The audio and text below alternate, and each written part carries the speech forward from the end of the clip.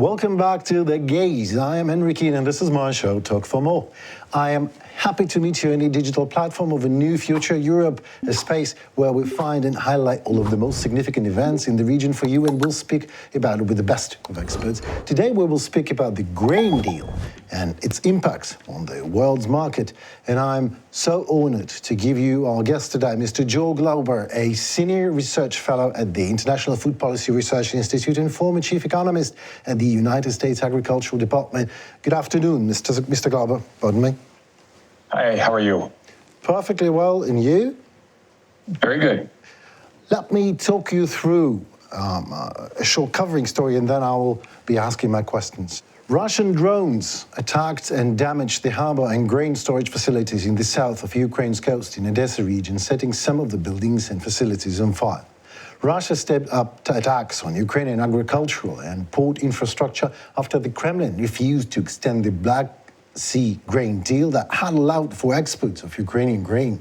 The enemy is trying to destroy Ukrainian grain, attacking industrial and port infrastructure. Unfortunately, there were missiles incoming. The silo was damaged and the fires broke out at the site. Serhiy Brachuk, spokesperson of the Ukrainian Army South, said. Mr. Brachuk also added, Russia is trying to cut Ukraine out of the future grain agreement and, most importantly, to strategically displace our country from the global food market. However, Ukraine's Danube river ports became a vital lifeline for Ukraine's grain exports after Russia left the Black Sea grain deal in mid-July. So my question to you, Mr. Glauber, as an expert, the point of these attacks. I mean, does Russia really want to destroy the Ukrainian harbors and ports and all the infrastructure? And in your opinion, as an expert, can Russia succeed with all that, doing this? Yeah, no, this is a very unwelcome development, obviously. The pulling out of the Black Sea grain agreement was very unfortunate. I think, there's no question that's been vital for Ukraine to be able to export grain. But Ukraine has been investing in particularly the ports on the Danube as an alternative way, albeit a little more costly, but still less costly than shipping overland through Poland or Slovakia. So this escalation, it certainly seems like it's an attempt by Russia to prevent Ukraine from exporting grain in any sort of fashion. Thank you very much for your answer. The deal brokered by the United Nations and Turkey a year ago had allowed Ukraine to keep exports flowing through its deep water ports on the Black Sea in order to ease a global food crisis. The Black Sea Grain Initiative, negotiated by the United Nations and Turkey, delivered over 32 million tons of Ukrainian foodstuffs to the world. Non cessiamo di pregare per la martoriata Ucraina, dove la guerra distrugge tutto, anche il grano. The normal access of Ukrainian grain to international markets. Russia quit the deal on July 17th, complaining that sanctions on its own grain and fertilizers exports had not been eased and warning that ships heading to Ukrainian seaports could be considered military targets from now on. As a result of the deal's collapse, Ukrainian grain exports in July were down 40% from June, analysts said. On the other hand, the threat forced Ukraine, instead of shipping through sea coastal ports, to funnel more grain shipments through the Danube river ports, which had handled at least a quarter of all exports before the Black Sea Agreement ended. The Black Sea Grain Agreement. Was it really that important? And for who? For Ukraine? For the rest of the world? Well, unfortunately, the war is exacted a terrible toll on Ukraine agriculture, right? I mean, its production now is down 35-40%. If you think back last year, at the time the grain agreement went into effect, the agreement was so important because, Ukraine had so many inventories at the time because they were unable to market 2021 crops. They were the wheat crop that was just coming off that had been planted in fall of 2021 prior to the war. Good harvest, trying to get that into storage and try to get it to market. And there was real concern that by October and November that there would just be no storage available, and that a lot of crops would have to be stored on the ground and subject to spoil and other things. I think the agreement was vital in terms of all of a sudden boosting exports to the 4 to 5 million ton area that helps, helped get a lot of those supplies to market. But, as we look forward, the production is down, and that means exports are down as well. But there still has to be a way to get those supplies to market. There's I think with the Black Sea closed and with disruptions on the Ukraine or the Danube ports, I think the real concern is that we would come up against storage problems again. That all this means, of course, low prices for Ukraine farmers, and I think that's the real damage in one sense, is that farmers who are already paying very high input costs and not being able to see good prices to help profitability there. So Ukraine is the country to suffer the most from what Russia did, killing the deal. Well, I think directly there's no question. The world loses, obviously, as well.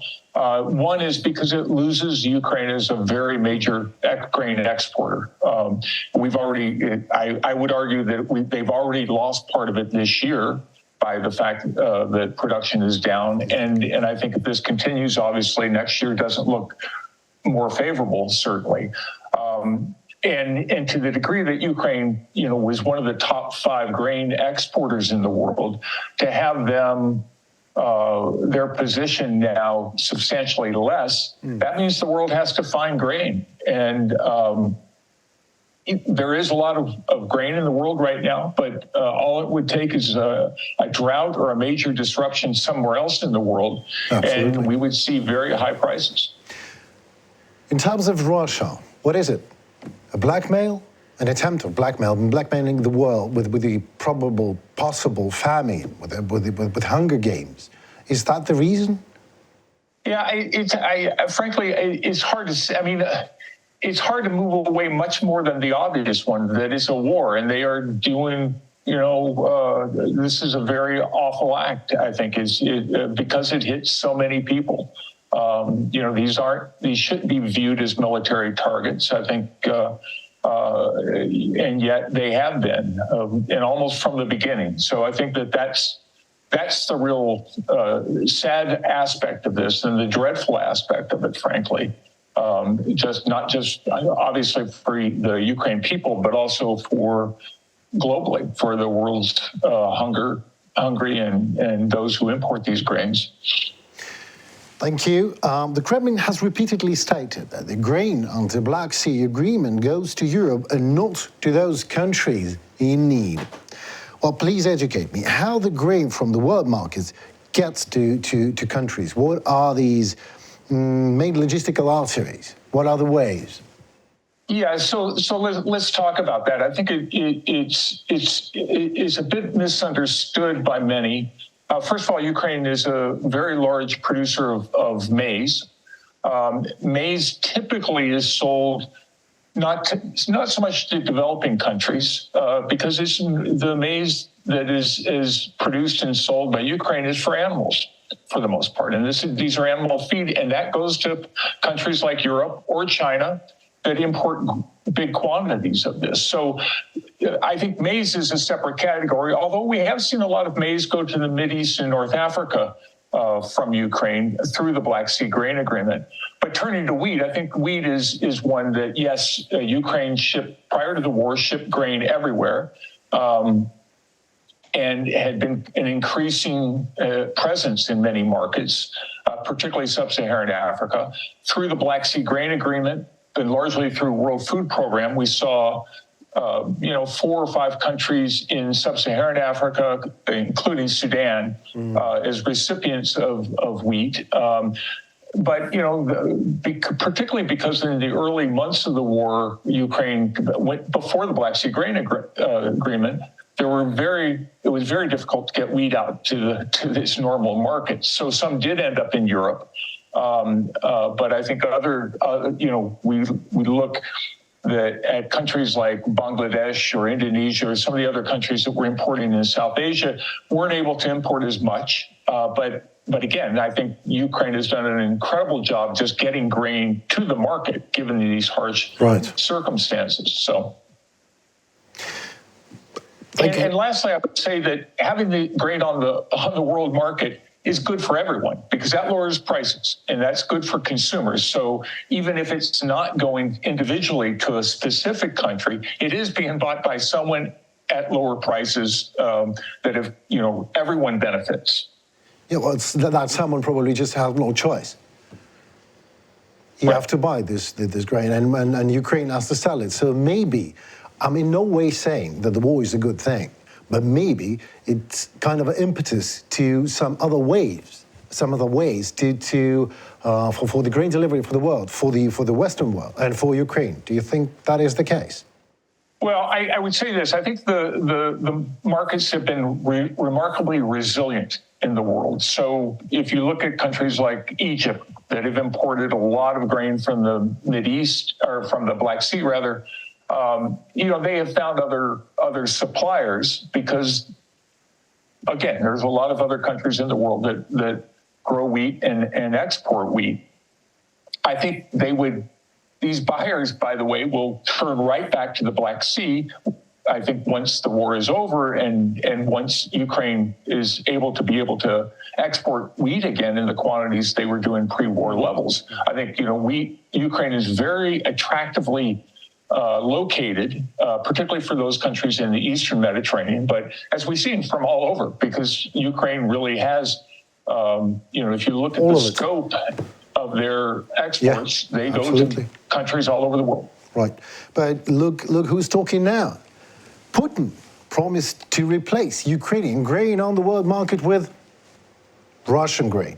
According to him, the Russian Federation produced more than 100 million tons of grain last year, while Ukraine produced approximately 55 million tons. He also noted that he is ready to supply Russian grain to African countries for free. What a generous Tsar. According to him, in the next 2-4 months, the Russian Federation will be ready to provide up to 50,000 tons of grain to African countries such as Burkina Faso, Zimbabwe, Mali, Somalia, the Central African Republic, the Eritrea, free of charge. The Russian president promised to reimburse the costs of delivering Russian grain to countries on the African continent. The representatives of the above-mentioned countries that were present in the hall applauded to that as one in unity. But can Russia really replace Ukraine in terms of... I don't think they can. I mean, they certainly may be able to export more grain to sub-Saharan Africa, for example. It accounts for roughly less than 20% of their total exports normally go to sub-Saharan Africa. So obviously they could switch more, but Ukraine is, again, such a major producer to sort of take over the shares of Ukraine. I think that would have to be a huge increase in Russian wheat production, and I don't see that. I mean, understand that they had a record crop this year.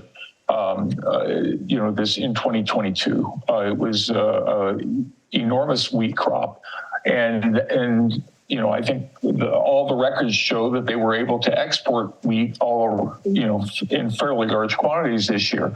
But I think the other thing is that I think this strikes me as a real political ploy on the part of Putin, and just in the sense of these countries have been largely neutral in the war.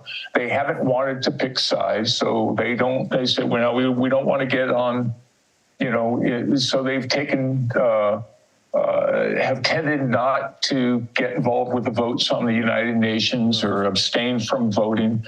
But when Russia suspended the agreement back in October, the African Union was one of the first entities that was there in Moscow talking to Putin about extending the agreement. And I think that So I think Putin understands the importance, the political importance of trying to make pledges to Africa. But, I saw other quotes from African leaders saying, okay, yeah, it's great that you're offering us free grain, but we want the Black Sea Grain Agreement. So I think there's no question that over the long run, that's, what Africa needs more than anything else is a normalized Ukraine. I'm absolutely with you. You're exporting back to pre-war levels and But the thing is that making a pledge is one thing. To implementing it into life is a totally different thing. So keep promising, putting promises. Yeah, absolutely. So, and I think that, for example, Russia didn't export like Ukraine. I mean, Ukraine, obviously, because of the war, because of the fact that for 5 months last year, there was almost no exports out, certainly not out through the Black Sea. Absolutely, very good point. And so at a key time when wheat is normally exported, that's the other thing, is understand that these exports of grains are quite seasonal within the year. Wheat is harvested in summer, early fall. It normally goes out over the early months of the next year. Then maize follows. And, it just so happens that the time the wheat they were trying to export wheat, they weren't able to. I think something like, I remember you probably have these numbers in front of you, but I think only something like 65-70% of the wheat had been exported of the 21 crop at the time the war came. So there was still a lot of wheat to be exported, and that maize, I think, only 50%. So of the 21 crop, not talking 22. So a lot of grain just wasn't making its way out. But I think if you look around the world, that again, once the Black Sea opened, you did see exports to East Africa from Ukraine. Fair enough. And I think Russia was exported less to East Africa last year, a little more to West Africa. But it's still,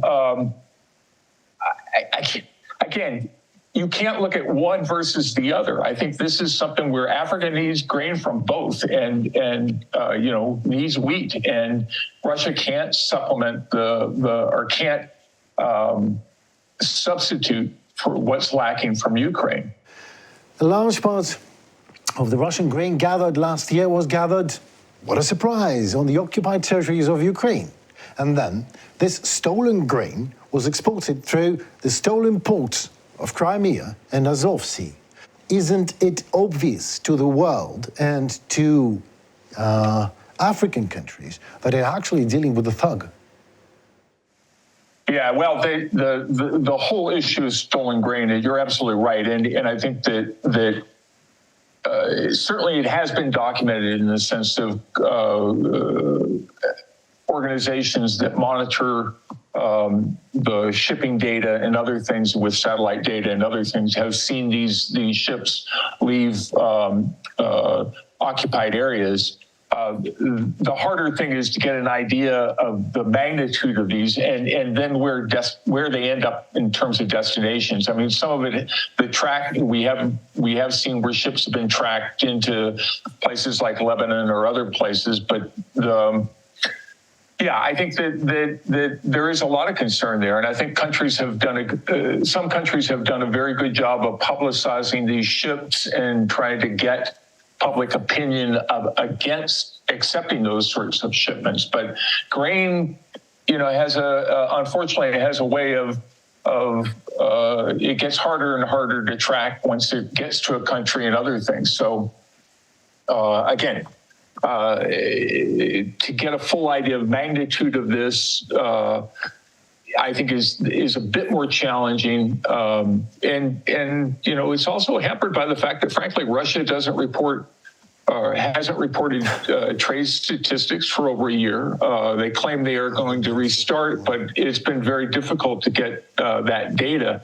So trying to do one's detective work, as it were, to try to understand where grains are coming from and where they're going has been certainly much more problematic. A lot of the shipment data, which is tracked via transponders, a lot of the traffic in the Black Sea transponders were turned off. So, and then mysteriously they would reemerge, near Turkey. So Pardon me, even turning off the transponder is illegal, so you can track that point when it was turned off and everything. But exactly, that's a kind of a detective story more than, than a business. But there are buyers and there are sellers, and they will continue buying and selling because they have simply no choice. Well, you're absolutely right that unfortunately one can always find a buyer for contraband. I mean, be it stolen grain or stolen anything, that, and I think that the world needs to be very clear about that. But it's tough. The tough thing, of course, is that it's food we're talking about, not weapons or not other sorts of contraband. And I think that but all the same, I think the idea of this being stolen grain, I think countries should be very wary of what they're buying and where this grain is being sourced. Thank you.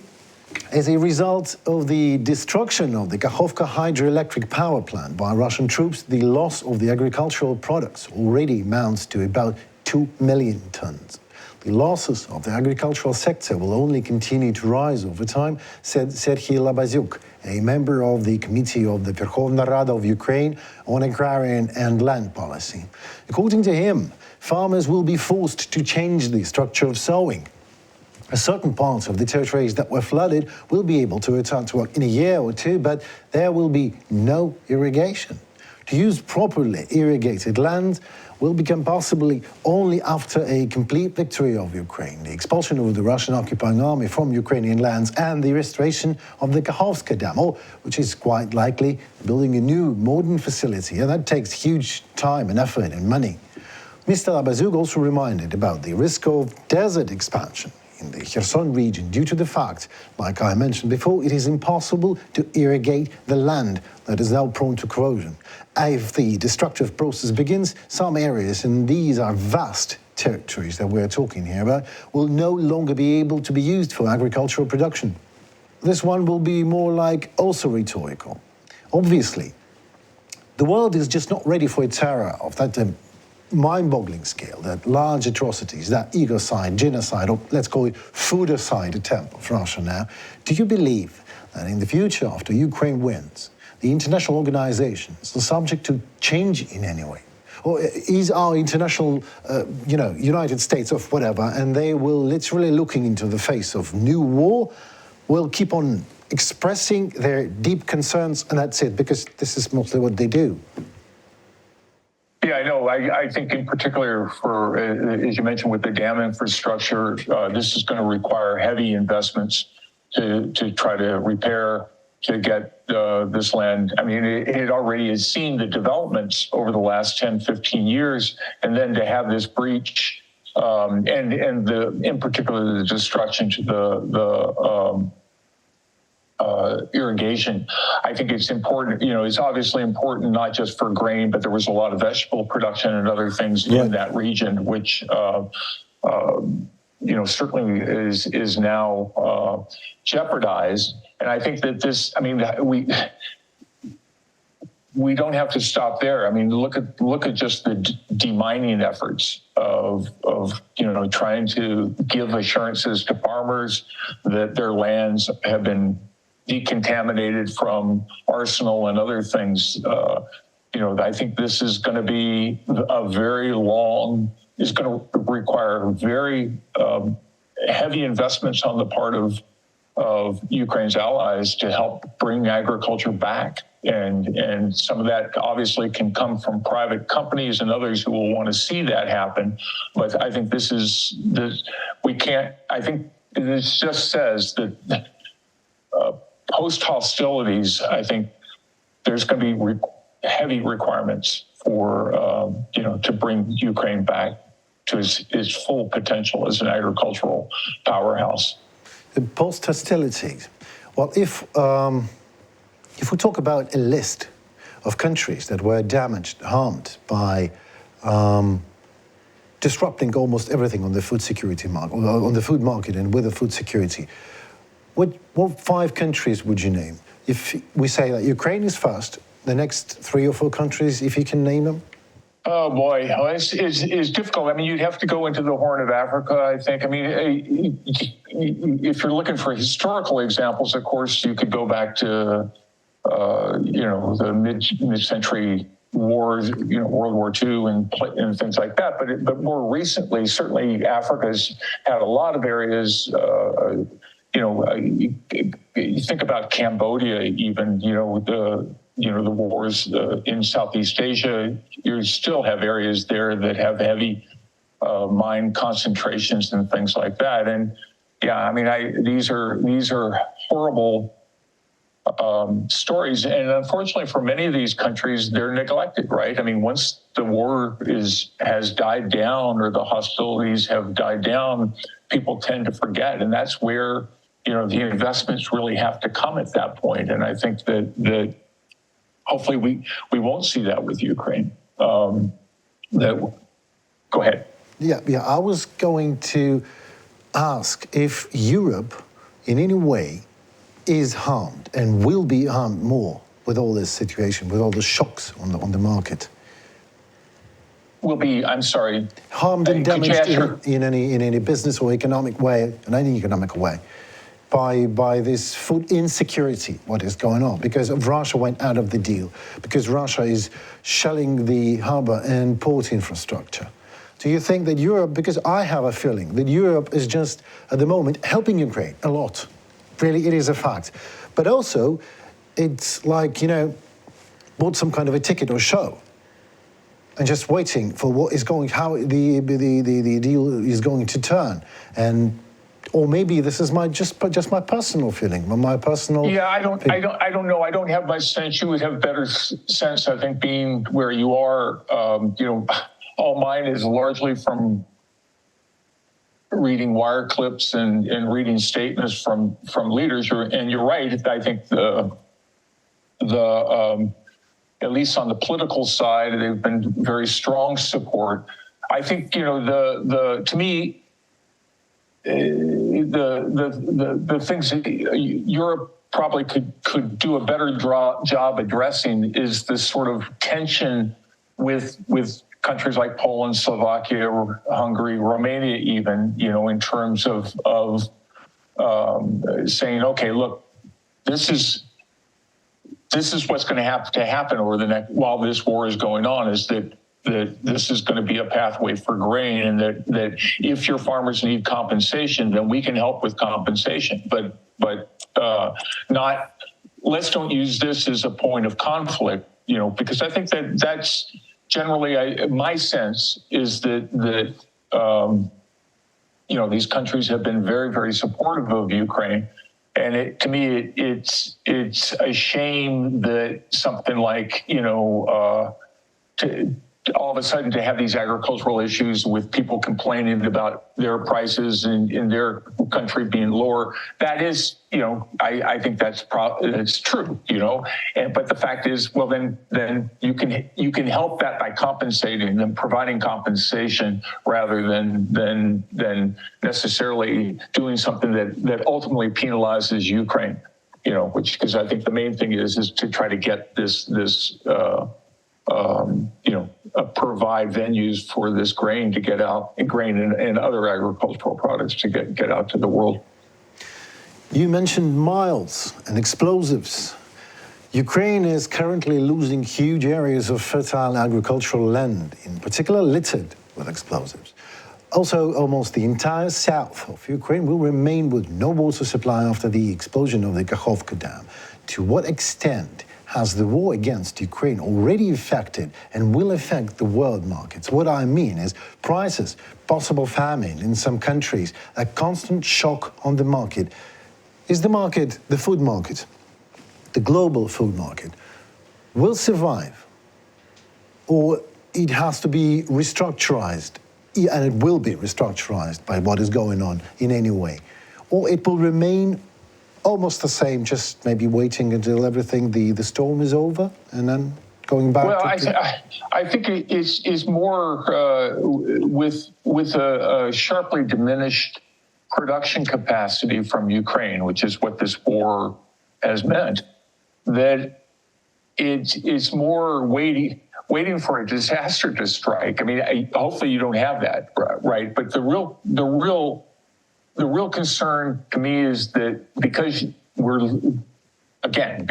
losing several million tons from Ukraine of grain that would normally make its way out to the rest of the world, that just means that other countries have to provide that. And, we have our global stock levels are at have been drawn down, not just from Ukraine, but also from droughts and other things over the last 2 or 3 years. So that, when you look at wheat supplies or wheat stocks held by the major exporting countries, they're pretty low relative to world historical levels, probably the lowest since 2007-8, a time when we had very high wheat prices.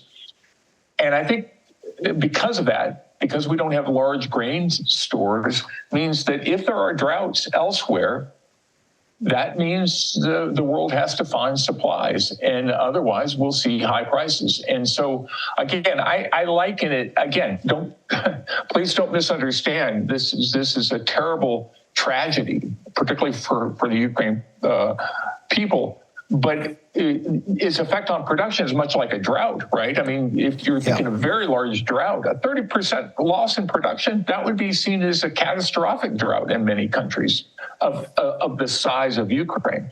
And so to think that you have a country that's having that sort of production effect, and if you were to have problems elsewhere, you could see prices rise very, very quickly. And I think that's why we've seen so much volatility in the global markets for both wheat and maize, is that the world looks and says, well, it looks like they're having problems in Canada for their wheat crop or whatever. And you see some increases in price volatility. Again, right now, ample supplies in the world, so prices have been at fairly low levels relative to the spikes that we saw in the spring of 2022 following the invasion. But prices are still high relative to where they were 5 years ago. And again, because stocks are low and other things, and the fact you have a diminished production capacity in one of the major bread baskets of the world, that's the risk, I think, that one looks at. So I don't think the world is complacent or waiting. I think it's we've been very fortunate over the last year to have essentially very good crops globally, and so despite the fact that Ukraine wasn't able to get a lot of its grain to the market, there was a lot of grain elsewhere. All it would take is a major a drought in another major bread basket to have serious problems. And so hopefully we don't have those, but more importantly, hopefully we can return Ukraine to back to its pre-war levels at some point, sooner rather than later. Yeah. You just took in my words what I wanted to say, dear sir. Thank you very much. Let us talk for more, and let us now ask someone who is not even someone and is not even who, but rather something and what. Yet it turns out to be, in some cases, way more reasonable than the human intellect. Well, in most cases, to say the truth. Artificial intellect, our Deus ex machina, ChatGPT answers a question. I will ask our ChatGPT a question, and then I will ask a question to you, sir, if that is all right, and you're happy to comment. Sure. All right, thank you. So our question was, what will happen if Ukraine is removed from the world food market? ChatGPT answers.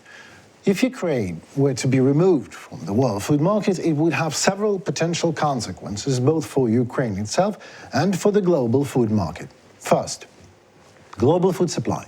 Ukraine is one of the world's largest exporters of agricultural products. Its removal from the world food market could lead to a decrease in global food supply, especially for commodities like grain. This could potentially contribute to food price increases and supply disruptions in various regions that rely on Ukrainian exports. And number two, rise in food prices. The reduction in global food supply due to Ukraine's absence could lead to higher food prices worldwide. Countries that heavily rely on Ukrainian agricultural products may experience shortages, leading to increased costs for consumers. Well, my question is, those coulds and woulds and mays, this is just a virtual expert. And these are actually wills, right? I mean, it will happen. It will inevitably happen to the market. The prices will soar if one of the largest players just leaves the table. Is that the case? Yeah, I mean, I would caveat it a bit, just in the sense of we have seen, again, there's a question of, does this mean no exports out of Ukraine or diminished exports? So, the current situation, I think, is a perfect case in point. We do see, prices at again, what I would consider pre-war levels, more reasonable levels, but still high. They aren't spiking like they were 12 months ago, but you can see just with over the last 2 weeks, it doesn't take much to get the markets reacting to bombings of river port facilities, bombings of the Odessa port facilities. So the world is very much concerned about it. So I think the worrisome thing is that ChatGPT sounds like they could replace me ultimately, because I don't think my answer would be that different from what. We'll probably have a ChatGPT on your side asking the questions and the ChatGPT on mine answering them. But yeah, it certainly is my concern too. I mean, I think this is to look at the volatility in the world right now, and to again, you can get by with good grain, bumper crops elsewhere, but all it takes is a problem. And I'm looking at a crop in the U.S. which 3 weeks ago was looking very poor. It looks better now, but these are again, weather markets can do a lot of funny things, as Ukraine knows as well. You can look back to 2010, for example, when you had very, very dry crops and poor yields. It's just to say, I mean, these are lots of volatility. And so whenever there's volatility, all it takes is, and again, without a lot of grain stocks to buffer those effects. I think that's the other key thing. And without Ukraine in the market, it's very hard to build stocks over time. So that's the other big thing. What if Ukraine will offer to the world not just a usual range of products? I mean, grain, maize, and everything, but some sort of food sub-products from grain sub-products. Would the market notice that? Would it have any effects on the market? Because maybe this is the way out for Ukraine. Yeah, it's tough, I think, with value-added products, just because they require oftentimes more handling, in terms of, for example, wheat flour. It just wouldn't make sense to be exporting wheat flour to the world. Vegetable oil, of course, sunflower oil, you did in the past, although, interestingly, in 2022, or after the war started, a lot more sunflower seed was exported to places like Bulgaria that ended up processing a lot of that seed. I think some of that was due to the fact that some crushing facilities were in dangerous areas, and I've heard, you would know better, but there may be labor issues as well, just in the sense of finding enough people to operate facilities early on, particularly early on in the war. But you do see, however, signs that some farmers are switching to higher value crops just because of the problems with prices in the country, right? So you're for crops that require a lot of nitrogen fertilizer, for example, those are now, trying to get imported fertilizers certainly are also very costly because it's the same issue in reverse from trying to export something. Importing costs are expensive as well. But if you look at the overall profitability of individual crops, there, at least what I'm seeing and what economists within your country are reporting to me is that has been some switching to sunflower and rapeseed and some of the other oilseed crops, which are a little more profitable. So, that happens the world over, but I'm not sure, for example, just saying, well, let's export higher value crops would necessarily, or higher value and more processed products would necessarily be an answer here in the short run. Ukraine does what it does best, exporting bulk wheat and maize and that sort of thing. And it's just hard to transform that overnight.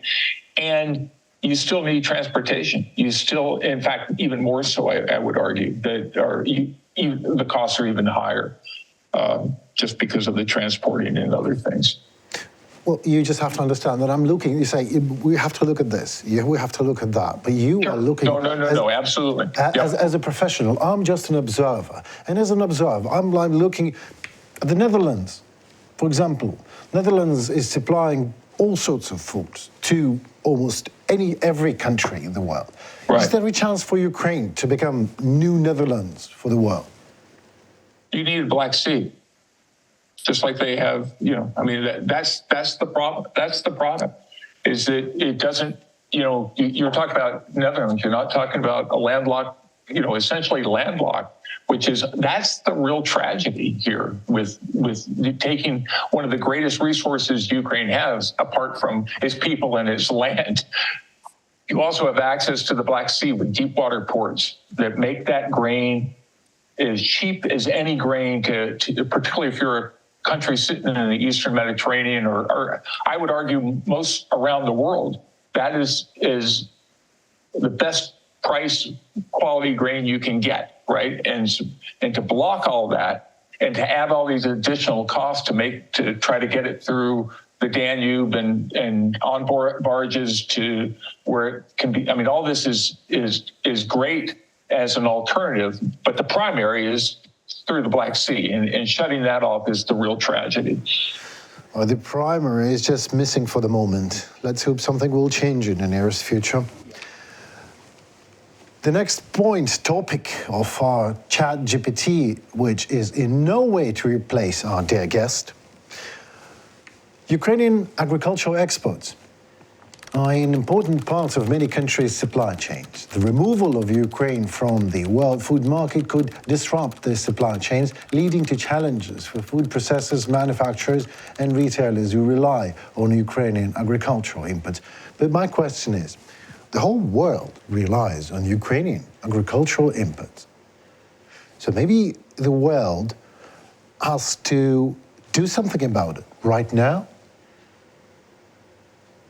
What would you do as a professional, as an expert? What would you do? Let us speculate.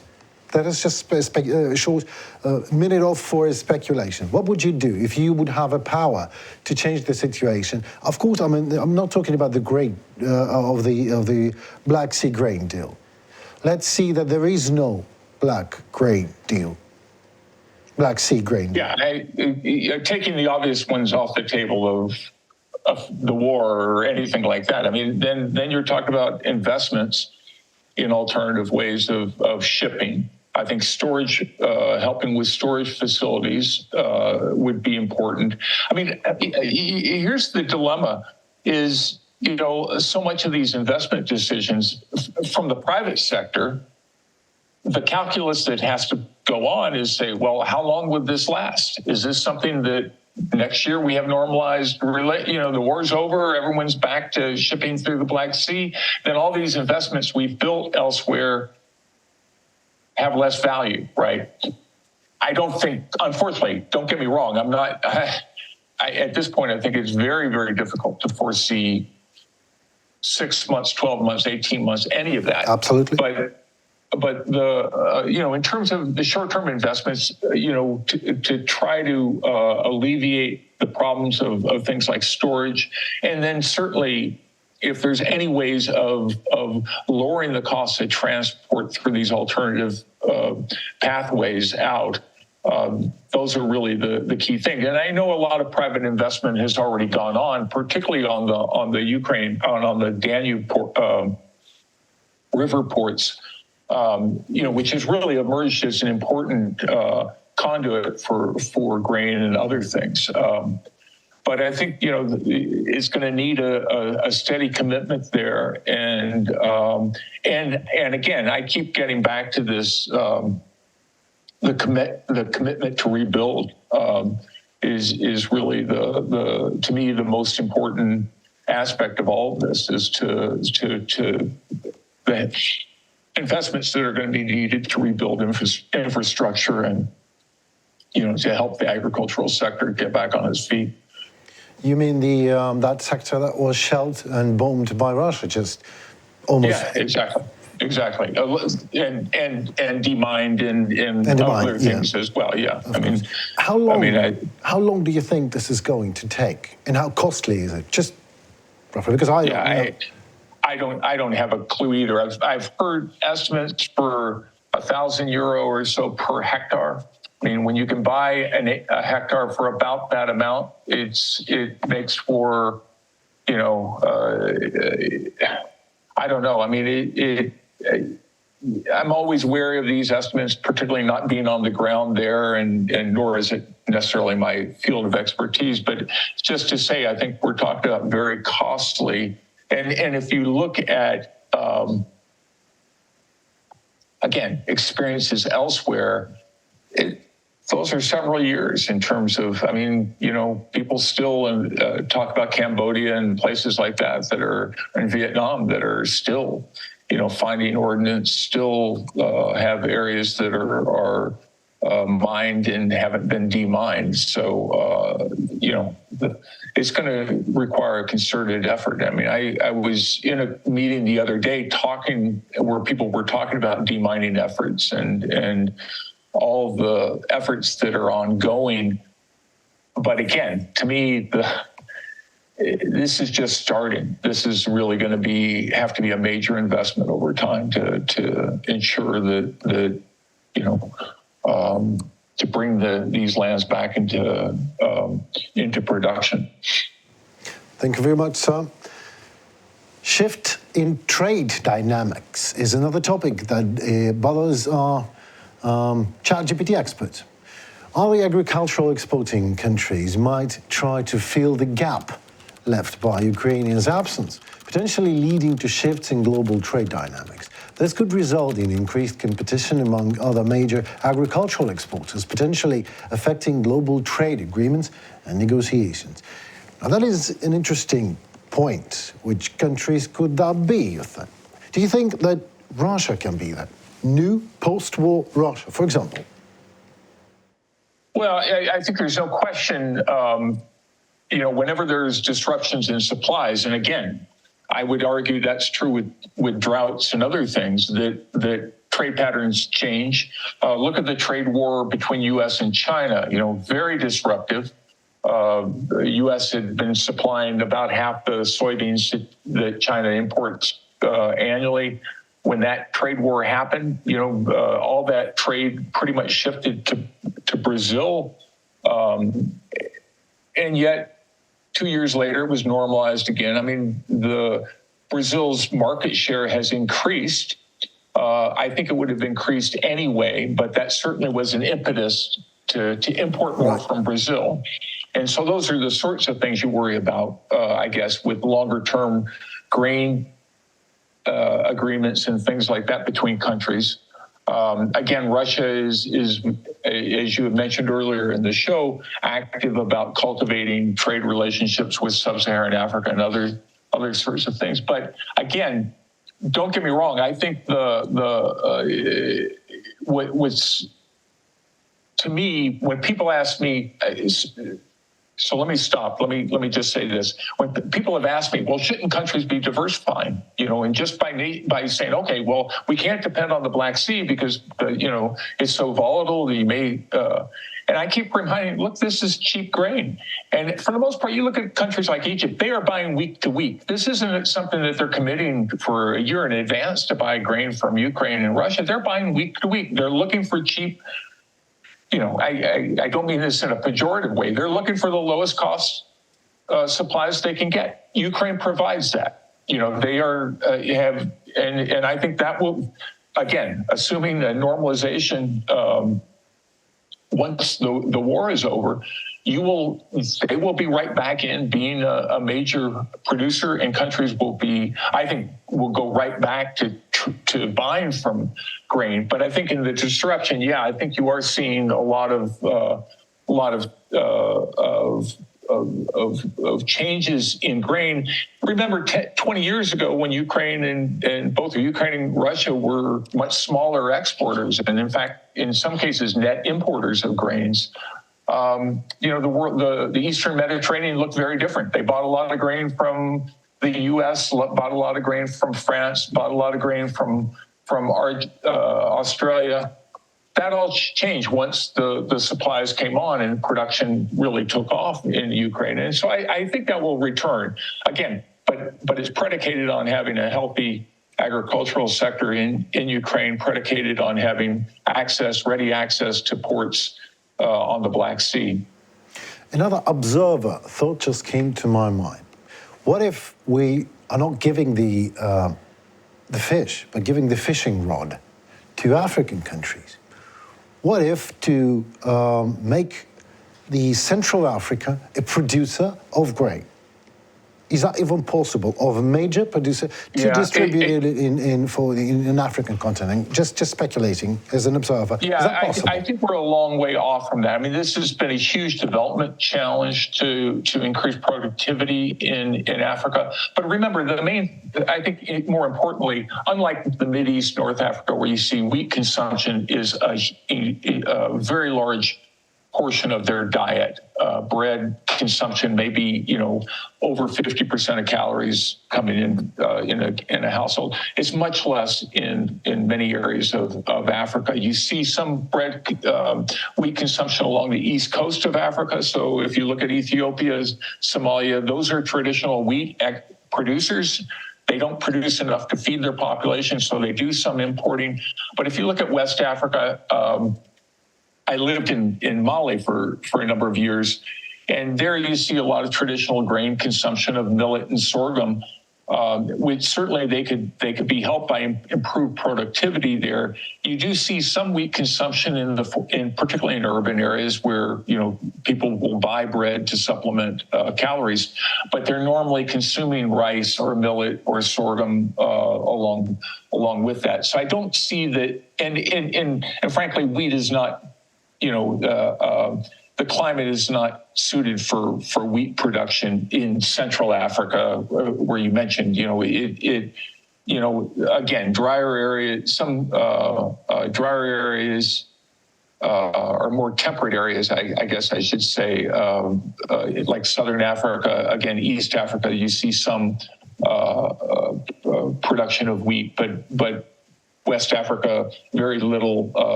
maize, yes, a little bit more potential for maize production there. But I think where Africa really could be helped, I think, is increased productivity for a lot of the more local grains, if you will, millet and sorghum and teff and things like that. Don't get me wrong. It was just fantasies. No, I was just asking. I went on too long about that. But exactly.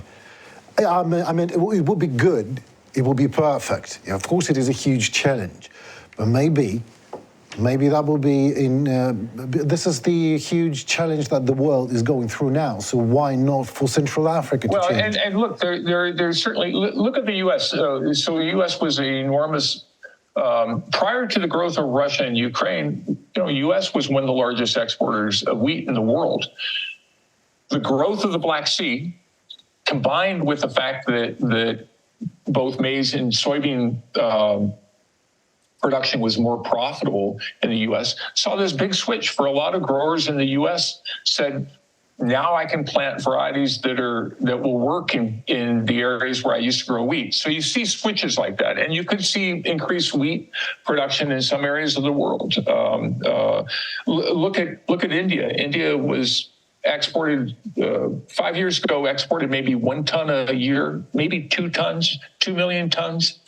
This past 2 years, they were exporting 8 million tons each year. So there are areas of the world that when prices are high, they plant more wheat and they're able to sell it. So again, you're right about that. The sense that if there's a long-term absence from the market will compensate by seeing, with higher prices, and that will bring in more production from somewhere. Thank you very much for your detailed answer again, sir. Well, let us talk about another aspect of the thing, logistics and transportation.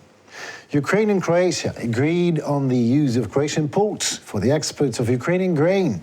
With the withdrawal of the Russian Federation from the Black Sea Grain Initiative, Ukrainian food exports became an important topic of negotiations between the two countries. Joe Glauber emphasized, we agreed on the possibility of using Croatian ports on the Danube and the Adriatic Sea for the transportation of Ukrainian grain. We will now work on creating the most efficient logistics to these ports and making the most of this opportunity. Every contribution to unlocking exports, every door opened, is a real, effective contribution to world food security. Is it even real? And is it profitable to use Croatian ports for Ukrainian grain? What do you think?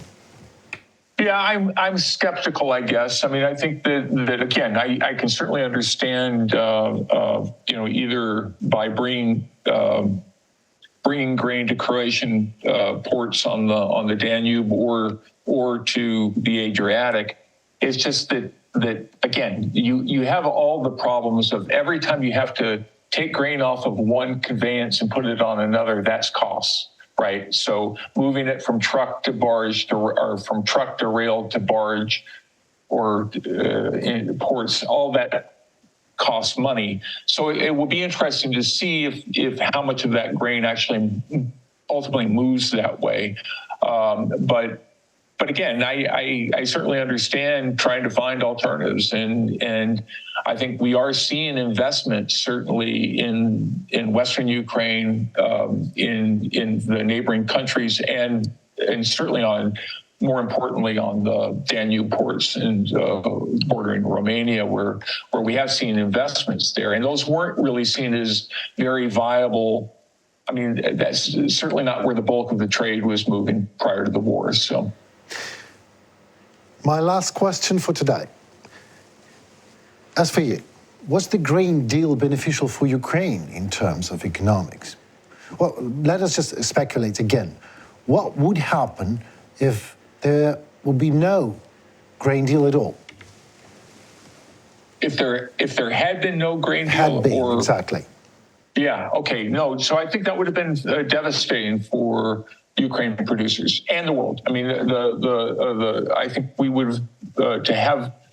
One is, I think that there would have been very few incentives to plant grain last fall if we hadn't been able to move, if the world hadn't been able to buy the grain that they were able to buy last year through the Black Sea Grain Initiative. I think it would have caused some serious disruptions. I mean, think about China, purchasing some 5-6 million tons of maize and other products this past year. That would have had to come out of somewhere else, and I think that we would have seen higher prices. So I think there's no question the world, both the world and Ukraine, gained immensely from the Black Sea Grain Initiative, and